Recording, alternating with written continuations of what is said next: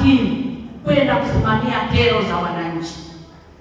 Simamieni kero, mkaangalie watu wana matatizo gani.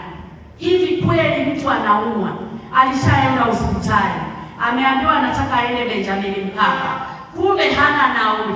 Mwenyekiti unajua, balozi unajua, mwenyekiti wa tawi anajua, hakuna anayehangaika.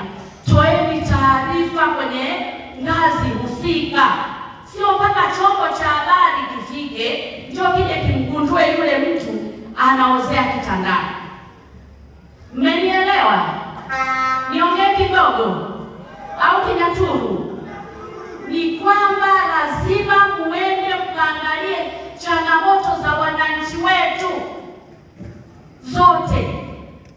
Unakuta watu wamefiwa, labda wanagombania mali, wanazulumiana, wanafanyaje? Haya, huyo Mwigulu atafika lini kule? Ile familia itabaki haina amani milele. Ni lazima viongozi wetu wa chama muende, mnaweza mkashindwa kutatua, leteni kwenye ngazi za juu. Mmenielewa jamani? Mwenyekiti unaita kikao chako, kama ni kwenye tawi, jamani, tumeona pale kuna mwenzetu, hebu tumuite mwenyekiti wa shina fulani atupe taarifa. Mbona tunaona kuna mambo hayaendi sawa sawa? Sisi hatuwezi. Mwenyekiti wa kata peleka huko wilayani, mwenyekiti wa wilaya likishindikana ataleta mkoani, tukishindwa tutapeleka huko juu. Sawa jamani? Mmenielewa?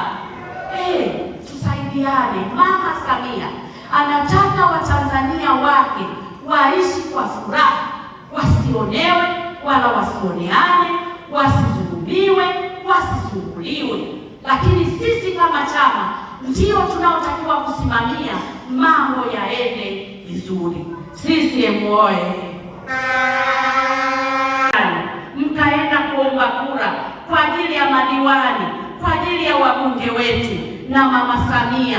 Uchaguzi ulipofika, mimi nilizunguka, nilienda kwenye maeneo tofauti tofauti, wananchi walijitokeza mapema kwenda kupiga kura, si ndio jamani? Nani aliwaambia watoke mapema? Si ninyi viongozi? Si viongozi nyie? Si ndio mlihimiza wananchi waende mapema? Kwa nini nilisiseme asante? Asanteni sana. CCM oye! Wengine mlitembea kuanzia asubuhi mpaka usiku mkitafuta kura.